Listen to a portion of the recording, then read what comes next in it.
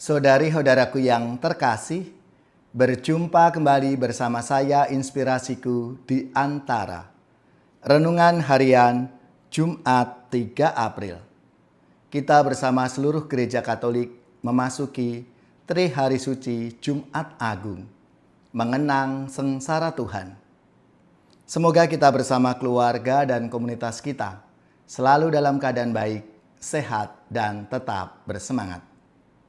Marilah kita mengawali renungan kita dengan tanda kemenangan Kristus. Dalam nama Bapa dan Putra dan Roh Kudus. Amin.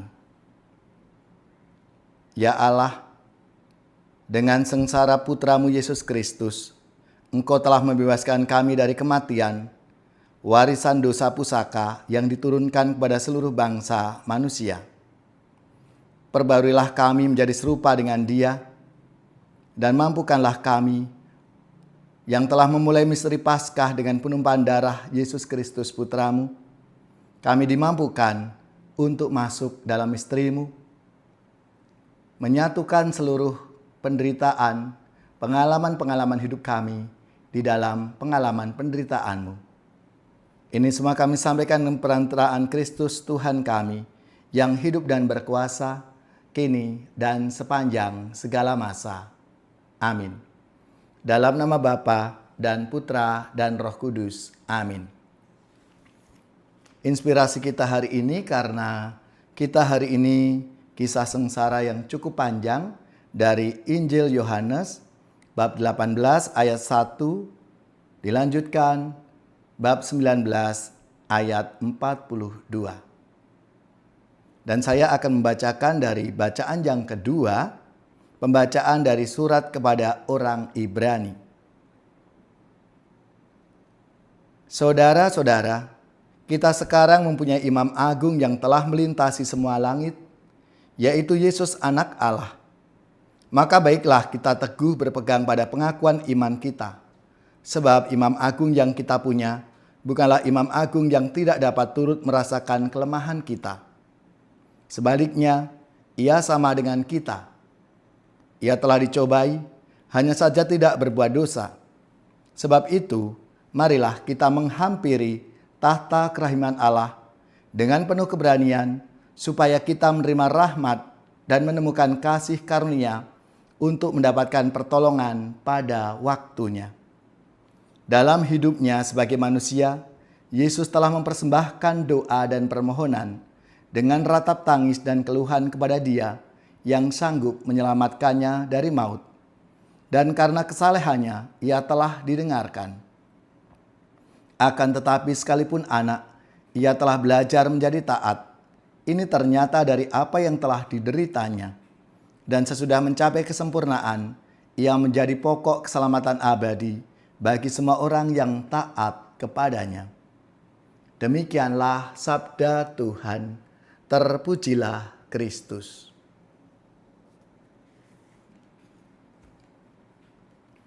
Saudari-saudaraku yang terkasih, hari ini kita berdiri di kaki salib. Kita tidak merayakan kemenangan yang gemerlap, tetapi kita merenungkan cinta yang terluka. Cinta yang tetap setia sampai akhir. Dalam surat kepada orang Ibrani, kita mendengar bahwa Yesus adalah Imam Agung yang memahami kelemahan kita. Ia bukan Allah yang jauh. Ia tahu apa itu takut, apa itu menderita, bahkan apa itu merasa sendirian. Dalam Ibrani bab 5 ayat 7 dikatakan bahwa ia mempersembahkan doa dan permohonan dengan ratap tangis. Artinya, Yesus sungguh masuk dalam pergumulan kita umat manusia. Namun yang luar biasa, ia tetap taat. Saudari-saudaraku yang terkasih, di Taman Getsemani dalam Injil Yohanes, Yesus sebenarnya punya kuasa untuk menghindar ketika ia berkata, "Akulah Dia." Para prajurit tersungkur, tapi Yesus tidak menarik diri. Ia justru menyerahkan diri. Ini mungkin menjadi pertanyaan, mengapa Yesus melakukan itu? karena kasihnya lebih besar daripada penderitaannya. Salib bukan kekalahan, tetapi pilihan kasih. Dalam kisah sengsara menurut Yohanes, Yesus tidak digambarkan sebagai korban yang tidak berdaya. Yesus justru tampak berdaulat. Ia memikul salibnya sendiri. Ia berkata, "Sudah selesai." Artinya, misi kasih Allah telah dituntaskan. Yesus tidak mati karena dipaksa. Ia mati karena memilih untuk mengasihi sampai akhir. Saudari-saudaraku yang terkasih, lalu apa ini artinya bagi kita?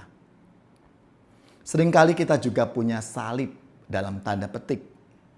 Mungkin luka hati, konflik keluarga, kekecewaan, pergumulan hidup yang berat.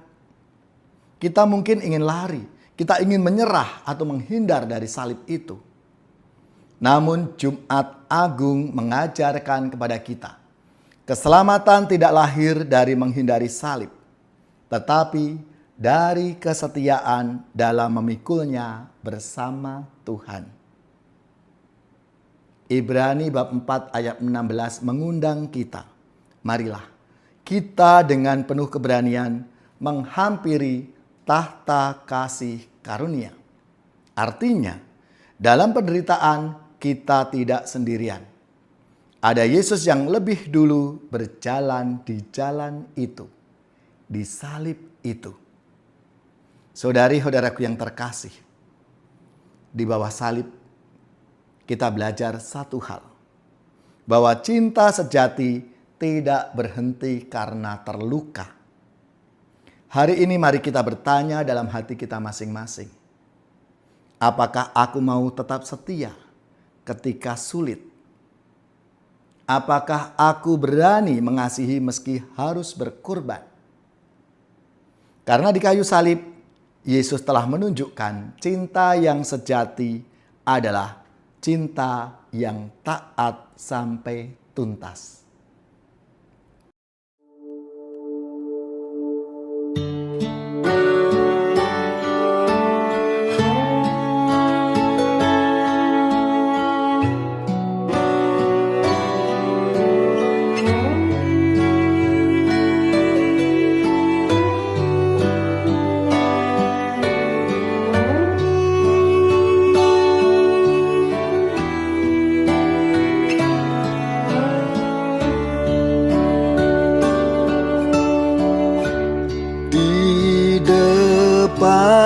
Salibmu ku tersungkur, ku puja ya Tuhan sengsaramu.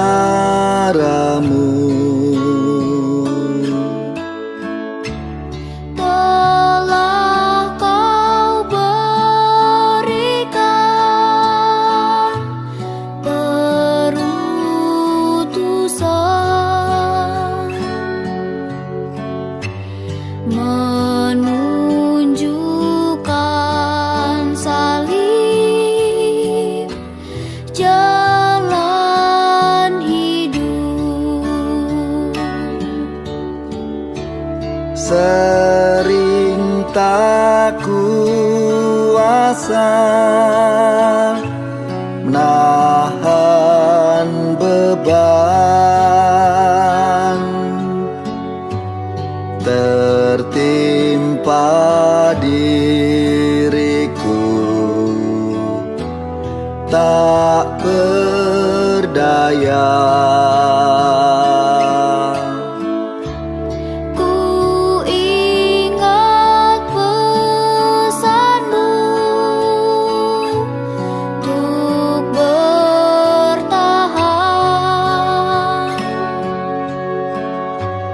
Ku bangkit kembali dan berjuang.